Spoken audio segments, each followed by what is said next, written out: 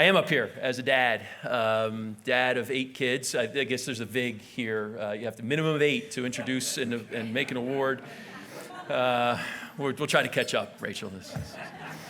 7 of my 8 children are actually educated by the winner of this year's Educator of the Year Award, and that's why I'm so privileged and honored to be able to present this to Father Daniel O'Mullane.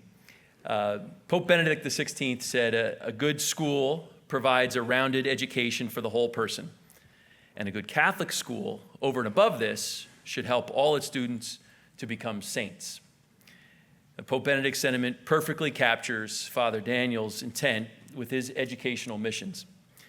In pursuit of making saints, Father Daniel has set off what can fairly be described as a mini tidal wave in New Jersey Catholic education. Father Daniel has long been intrigued and committed to the idea of classical education. That is, an approach to education that invites and encourages students to know and appreciate the true, the good, and the beautiful in a manner that engages their whole person, mind, body, and spirit. Father Daniel got his first chance to implement a classical curriculum when he became the administrator of Our Lady of Mount Carmel in Boonton in 2015. It was October of 2015. The parish had existed since 1847, and the school had existed since 1863. But by 2015, like so many Catholic schools, OLMC had come on hard times. The school had 77 students and was on the verge of closing. With a sense of urgency and conviction, Father Daniel did not hesitate to implement immediate changes. He directed that a classical curriculum be implemented beginning in the next school year, and took on the task of convincing parents, students, and faculty that the salvation of the school lie in the reforms that they were going to implement together. It was not always easy. The doubts were predictable and in many ways understandable. You want the kids to learn Latin? Read Plato? Study Euclid? Like, not the real Euclid, not the geometry stuff he gave us, like the real Euclid? How will our kids get into high school? How will they get into college? How will they get a good job? How is a classical education going to help them do any of this? So even as Father Daniel addressed those concerns, he knew that his mission as a pastor is ultimately aimed at targets beyond such worldly goals. And what he also knew was that in aiming for higher things, his students would be more than equipped to get into good high schools, colleges, and change the world as smart, creative, and virtuous adults. Well, it turns out that OLMC students loved the new curriculum, and its parents and faculty did too. Word spread of a new kind of educational offering in the Paterson Diocese, and people came from all over North Jersey to see what was happening. The pre-K through 8 schools enrollment numbers paint the picture better than anything I can say. It went from 77 kids in 2015 to 84 in 2017. To 141 in 2019, to 237 in 2021. And do you know that on the first day of school this year in 2024, the school opened its doors to no fewer than 343 young souls.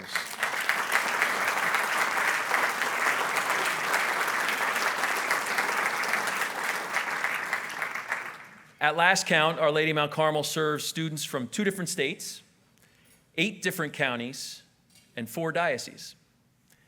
Many families have relocated to the Boonton area just to come to the school. So much so that Father Daniel has acquired the nickname of Father Zillow, as he actively and joyfully looks to help families move closer to his beloved parish and school. You'd think that would be enough.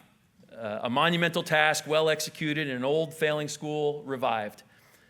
But as someone gifted, and he might say burdened, with a vision for the possible and the ambition to make it happen, Father Daniel kept building. And several years ago, he and a few enterprising families decided that OLMC's classical offering shouldn't stop at the 8th grade. So while Catholic high schools all over the state were closing, Father Daniel decided to start a high school in the middle of a pandemic.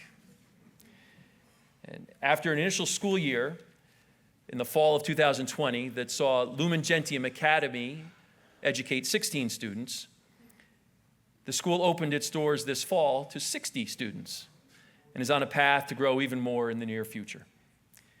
And for those wondering whether OLMC's and LGA's classically trained students can compete and earn admission to the nation's best schools, know that LGA's graduates have been admitted to the nation's finest colleges, including the University of Notre Dame, the United States Military Academy at West Point, Stevens, Fordham, Villanova, Providence, the University of Dallas, St. Thomas Aquinas, and many more. I'd say Father Daniel's changes, well, his charges, his future saints, are already making an impact in this world, even as their eyes are firmly fixed on the next. So for those reasons and many more, I can think of no one better to receive the Educator of the Year award than Father Daniel O. Mullane.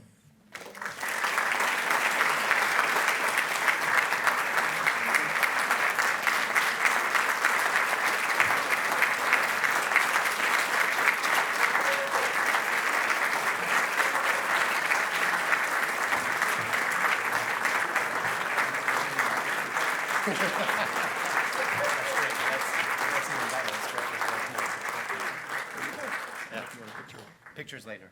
Okay.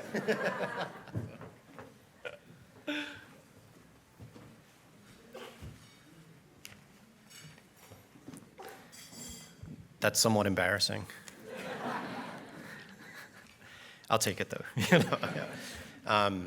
It's humbling to receive this great award. I want to thank very much my colleagues at Hope Through Education. They're doing really wonderful things. I'm humbled not only because of the award itself, but also because I'm surrounded here by many of the people who made significant and early investment in our project when it was just a dream, and many of the people who were so inclined to dream with me and to commit the resources necessary to see that dream to fruition. Not least, of course, my parents, who wrote bigger checks than they ever dreamed they would they would write those first years, and they're quite pleased that they have. So we're going to keep writing those checks, okay? I'm going to do something that I never do, which is to read prepared remarks, okay? Because I will go on all night, and it's already past my bedtime. So we're going to get some level of focus here. Okay, so I want to say, whenever a word or expression becomes commonplace, there's a danger that it will lose its impact. Sometimes we say a thing so often that we almost forget what it means. So I think it's worth taking just a moment to remember the power of the phrase, hope through education. Properly understood, hope is the bridge between where we are and where we can go. Of course, that begs the question, where can we go? Or perhaps more to the point, where should we go? Many people have tried to define the trajectory from the present to the future. Some say we become what we eat. Some say we become what we read, what we learn. I would respectfully propose that they're all at least somewhat incomplete, because they attempt to capture something that defies capturing, and that's human potential. I don't think we become what we eat or what we read or even what we learn. For my part, I think Claire of Assisi got it most right. She said that we become what we love. And to me, that is the true nature of what we mean when we say hope through education. I believe the fundamental purpose of education is to teach the next generation to love the right things in the right order. I'm talking about priorities like faith, family, and the freedom to choose the good. Virtues like courage and commitment. Values like academic seriousness, entrepreneurship, and innovation. That's the aim of a truly classical education, and really any education that's worthy of the name. To transmit to students a love of that which is most true, most good, and most beautiful. When we get that right, when we succeed in lighting the spark of well-ordered passion within children's minds and hearts, there's no telling what will happen next. Though we do know one thing, no matter what their origin story is, their lives and futures will become unbounded as they push new limits and reach new heights with every passing season. Wherever they go, whether they become captains of industry or public servants, stay-at-home parents, or performers at Carnegie Hall, we believe that with an education like that, they will become beacons of the very hope that propels them. Done right, I'm convinced that education is indeed the surest, soundest bridge between where we are and where we can and should go, as individuals, as a community, and as a country.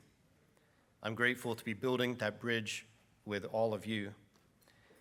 I believe our shared work will make an impact for generations to come. Thank you.